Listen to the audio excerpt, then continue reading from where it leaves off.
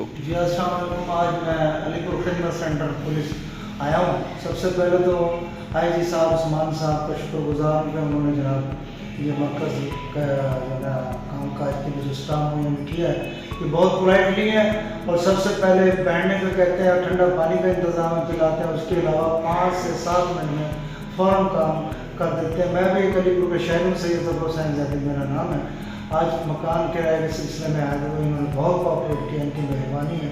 और आईजी साहब का भी शुक्रिया अदा करते हैं, डीआईजी साहब का भी, एसपी साहब का भी, कि उन्होंने इतने अच्छे मुलाजिम रखे हुए हैं जो बहुत पोलाइटली और सही काम करते हैं और किसी किस्म की कोई तकलीफ नहीं देते। हाँ, अलबत्ता जैसे कहा गया है कि पुलिस का खिदमत आपकी वाकई ही ऐसा हो रहा है। अस्सलाम वालेकुम, मेरा नाम नजीम असलम है, मैं सिटी अलीपुर का रिहायश हूँ।